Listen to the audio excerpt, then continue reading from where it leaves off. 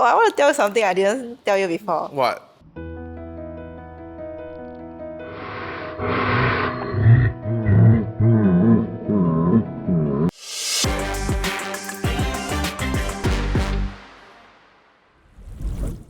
All right, we're reporting live from the Ugly Diving Podcast. And this line is stolen from no other than Jay-Z. Welcome, Jay-Z. How is it like to be on the podcast? Oh, I'm so excited! That's a great sign. Why don't you introduce a bit about yourself? So what made you started diving in the first place? Oh, so I started diving super randomly. My cousin was at edX and she just said, hey, you want to sign up for this open water? And oh, okay lor. So for you, how long have you been diving since your cousin showed you to the trip? Since 2014. Yeah, so that's 9 years. So Chia Zhen, you've been diving for 9 years. I'm curious, how many dives have you have under your belt? I actually have only 180 dives.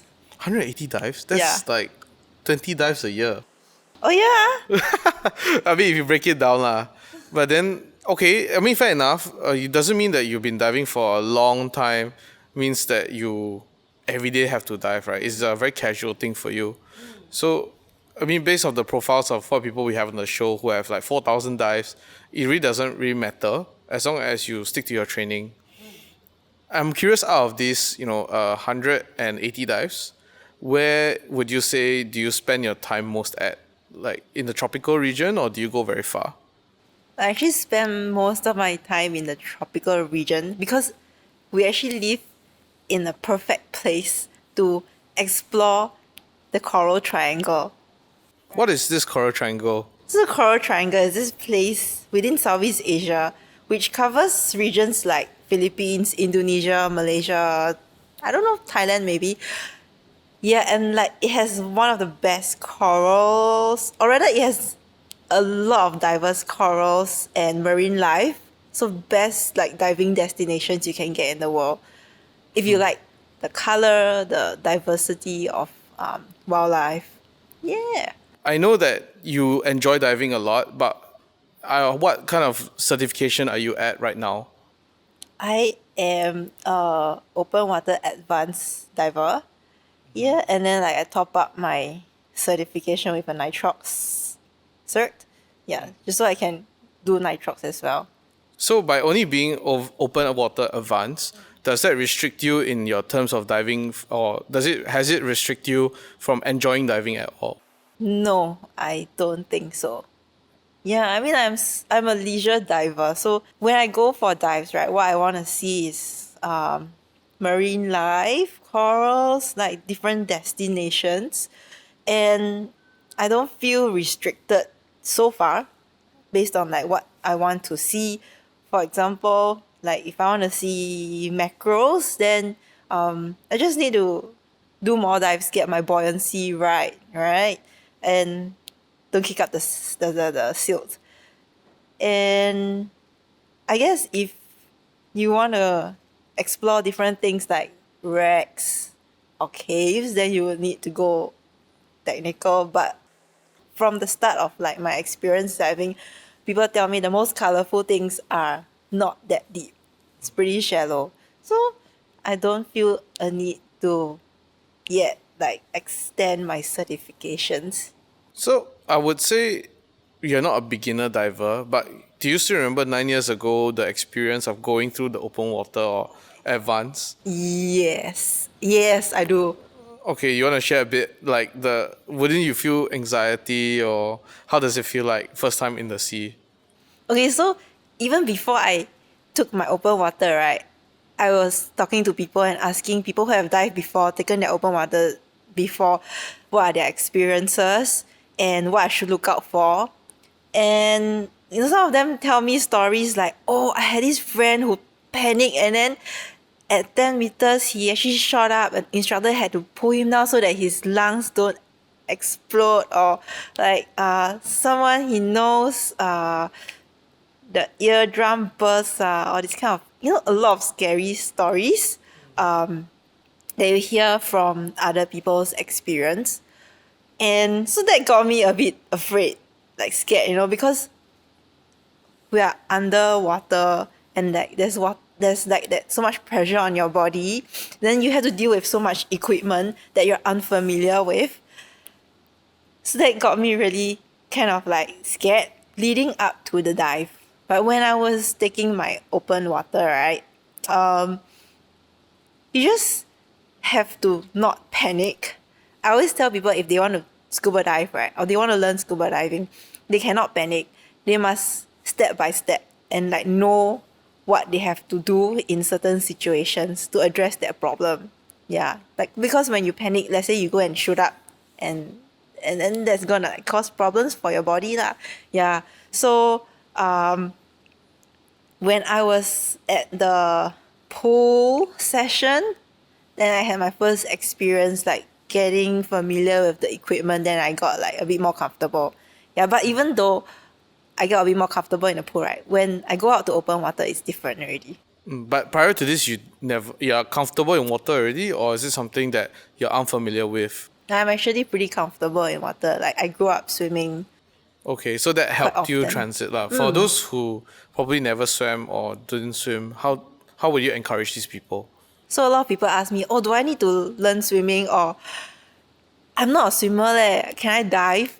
I always say you don't need to swim. I mean, technically, certification wise, you need to show that you can swim 100 meters or something.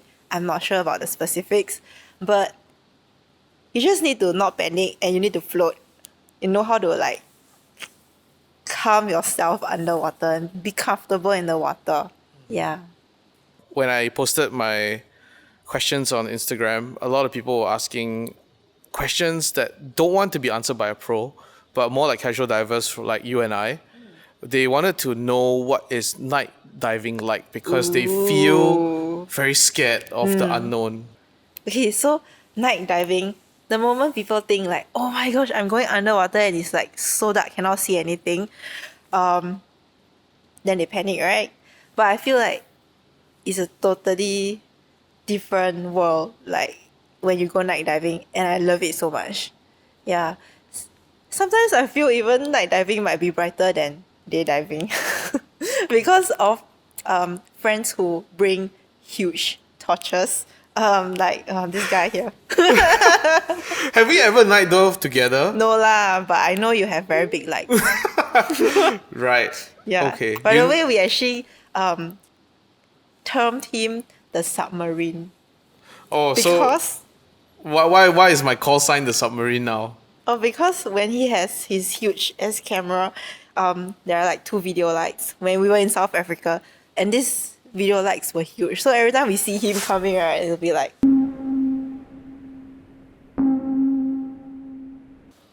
submarine lah. Yeah, Okay, at least I know that people watch out for me underwater. I feel more relieved. of course. Yeah. Leaves, because I think it's a common question that a lot of people wanted to kind of ask, right? If I have a limited amount of leave, how do you fully utilize the leaves? Or before that, how many leaves do you have in a year? So in my current job, I have 14 days of leave. Okay. Yeah. But I do get like a special type of leave, like kind of like personal time off. So that will help me kind of extend the trip, or like take more days if I need to. But of course not too much lah, So 14 days enough, meh? No, not enough. So out of the 14 days, Oops. out of the 14 days, how many days do you spend diving most of the time? Like how many days do you plan out for diving? Wow, I'm so obsessed with diving, right? All my leaves are taken to go on trips to dive. Worth or not? Of course. Okay. Yeah, so it really depends like where you want to go, right? Yeah, and your priorities for the year. So you have to plan ahead, like probably a year, and some trips or places that you wanted to go, probably will have a waiting list for more than a year. Yeah. How do you manage that? If you kind of gotta gauge like your workplace, and have a team that, you can work with well enough to like cover your job when you're not around. Yeah, that's like pretty basic like stuff that you kind of have to do. So what I would do is really just book it first, because if you miss it, then you miss the boat already, right? We better be leaving or we'll miss the boat. Yeah, but then when the time comes, work your way around it. So I heard you're also quite the influencer, and you managed to What? psycho your whole team to go and learn diving. Is this true? Eh, so this year, every time I go on a holiday, it's a dive trip. So every time I come back from a dive trip, then I'll be like sharing stories to my team and say, hey, oh my god, I saw this, I saw that, I experienced this and that. And then like one of my team members was like, wow, like so inspired by my stories, I guess. Yeah. So you're the influencer lah in your group of friends or in your workplace. I don't know if I am, but I know a few people who like got their open water recently. Yeah. So do you hope to dive with your boss one day? Oh, why not? Yeah. The funny thing is, he actually asked my teammate to ask me to organize a trip, a dive Oh. trip for the office, and then like anybody who is a diver can join. Yeah, but I actually haven't gotten down to doing that. Right. Yeah. I hope your boss watches this episode and he can realize that you're very hardworking, doing extra CSR, and hopefully you get more bonus and leaves next year. Well, I hope so. So Jia Zhen, if I were to take open water all over again, where is a good platform that I can actually look up information and then find out a bit more? Wow. When I first started, right, I really didn't know where to start. Like, if not for my cousin who actually explored that deal at the at edX, right, then I might not have actually even explored open water diving because I'm such a procrastinator. But like apart from that, the resources I could probably find are just whatever I can Google online or word of mouth. So it's pretty limited because like everyone has their preference, right?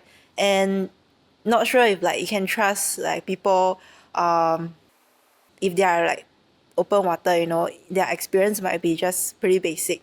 So that is the reason why we actually also created this Telegram group, where we have you invite a lot of people who are very experienced divers in Singapore, and then if you have any questions, you can actually shout out and there'll be people to answer you lah. Yeah, so join the Telegram group. I'll show you how to do it. Or he'll send the link We will put the link down below. down below. Aren't you one of the admins for this Telegram dive chat? So you're just tooting your own horn right now. Of course lah, must toot my own horn and intro our own Telegram dive chat ma. Cause it's Singapore's largest diving community on Telegram. So as an admin, what do you do? Actually, I'm not a very active admin, I must say. From the start, I guess what I really helped out on is trying to build content for our dive like log of places to visit that are popular in, within the region. And also the most important question: why would you do something like this? Because it's actually unpaid, if I remember correctly, as well as it takes out a lot of time. So why do you do it? Because of passion for the ocean. Hey, it rhymes. Passion. Yes. So the tagline for today: passion, Passion for for the the ocean. ocean. Yes. In your time being an admin on this, because I think you started when it first started as well. So you've been through the journey. What's the biggest difference do you see from back then and today? From back then, the group was really small. So we had a couple of hundred divers on the chat itself. And, every week we are looking at the stats, right? And it's like, oh my gosh, we have suddenly 20 people joining today. So we start like we keep sharing like news articles and telling people how to search for dive locations and updating the contact list of dive schools and or shops that we recommend. And then just try to build like content and the community within Singapore, and like encourage people to also chat in the group chat. Yeah. So to get information that they need. So, like, based on being an admin, right? I'm sure with like all group chats, there are very annoying people on the chat. I was just wondering, can you name a few examples of your frustrations with owning such a big group as compared to maybe when you first started, right? Where it was more close knit. Oh, I I actually leave it all to my boss. Right. Yeah. Our group chat has this big boss that will settle all these things. So I don't have to. I mean, but like some people in the chat are very, I would say, entertaining. Right. Yeah. But it's fine, everybody just ask whatever you want, okay? We will try and answer and like entertain y'all. So I'm now very curious. What are the questions that people ask? I'm Oh my sure I'm one gosh. of them, so I'm also very interested. Or like I think there was somebody who actually questioned the legitimacy of one of the marina cleanup dives. I mean, that's a legit question, no? Like because I think the person cannot sign up or what lah. Oh, Yeah. I Then we were see. like, oh yeah, okay. Recently on your IG, I noticed that you went to a specific dive site. Then you started posting a lot of amazing photos underwater, like of nudie branch and stuff. Is it your first time? Or have you been shooting for a while?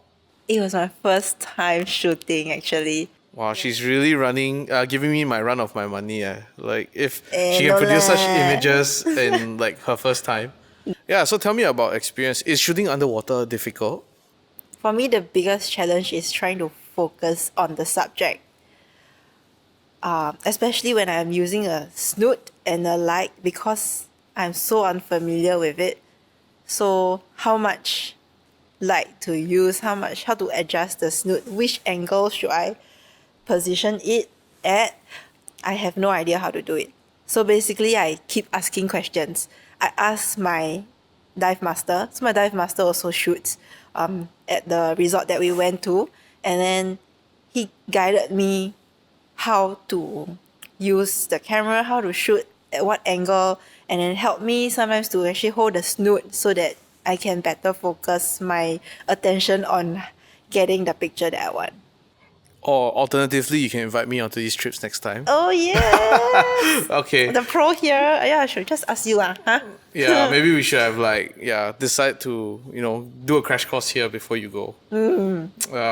Anyway, I've never done a LOB in my life. What? So I wanted to ask you, how was the experience like? Okay, sure. So like my first LOB, I was super pampered lah. I was on I would say a pretty luxurious dive boat at Maldives. It was to celebrate a birthday, my birthday. Yeah. So I actually booked the LOB. Initially, my friend and I, we wanted to go do the island resort. Yeah, but I realized that in Maldives, right, there are so many atolls. If you want to visit different ones, it's like pretty much impossible or very expensive. You have to take the seaplane, etc. So in order to visit a bigger area, the best thing to do is to hop on an LB, live on the boat, and then dive as you travel around on the boat. Okay, I can never imagine, but you won't get like seasick, meh? Like, you're on the boat 24/7, eh? Yeah, I know, right? So, luckily for me, I'm pretty okay with seasickness generally. Only when it gets very choppy. So, at certain places, right, where we have to cross the channel, they will usually tell you that it gets very choppy. So, before that, you prepare your seasick pills. Yeah, and then you take your seasick pills before it happens. But once it hits, I mean, good luck lah. Oh God! Why didn't anybody tell me? So between land and LOB, which do you prefer and why? I think both are different experiences. If you go to land, at night, let's say you want to go out and explore the town, that's possible. You can explore the nightlife, the town, or the culture of that area. On LOB, it's really all about diving and hitting as many dive sites as you can, try and spot the things that you want to see. Yeah, so it's a totally different experience for me. Which do I prefer? It depends on the location, but I would say, let's say if it's a place that is difficult to travel around without proper transport, then I would go for LOB. Actually, I wanted to ask you also, what is your most memorable dive until today or dive trip? Ooh, most memorable dive trip.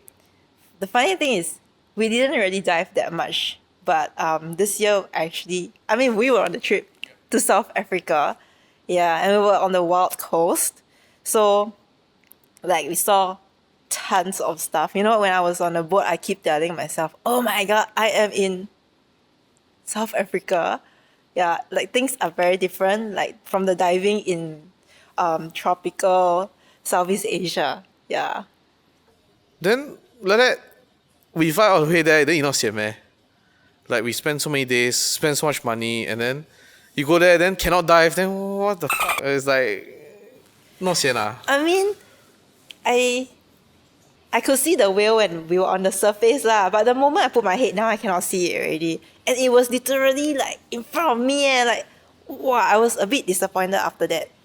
But still, the adrenaline from knowing that I was so close to this huge whale, and it's like so many dolphins, a few hundred or thousands of dolphins, just overwhelms me. So I just feel, I don't know what to say, it's like awesome.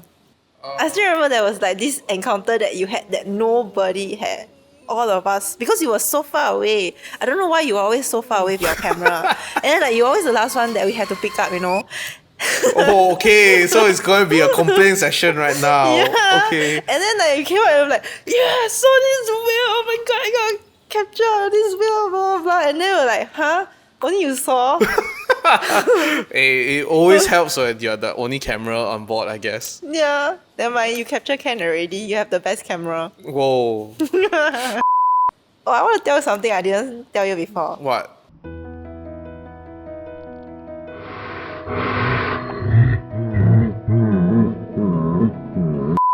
So basically, right, there was one time that you just concussed on the bed already. Then I cannot take it. I went out. I was using my phone. I was talking to like one of the other divers in our group. And then I was like, oh my God, I cannot take it. Then after that, he passed me his extra earplugs. Oh yeah, I saw. You saw? That's why I'm asking you this question now. Cause like I saw that, I felt very guilty. So I was like, do you realize after that I'll be like, oh, you sleep first, then I sleep. It's okay. Yeah. the earplugs, lifesaver, man. Lifesaver. Yeah. So a travel tip for everyone is to bring earplugs because you don't know who you'll be bunking with. Yeah, exactly. I can't believe Yeah. I did not bring. Okay, so I didn't bring earplugs. I also didn't bring what do you call that? Seasick pills. Huh? Then you stole mine all the way. Hey, where God? No one else say okay. I never. Then where did my steal. seasick pill go? I don't know who you gave it to. So, is there any Singapore dive influencers besides yourself that you actually follow? No. So, for those sponsorship deals and brands who want to look out for dive influencer, Jay-Z is the only one. Only one. Sponsor me. I need a new wetsuit. Yes. Thank you, Jia Zhen, for coming on to the show. Really appreciate your time being here. How can people look out for you? Follow my adventures on Instagram at Jet Set Love with Alright. an LUV. Okay, we'll just put the link below, and I'll see you next time on the Ugly Diving Podcast. See ya!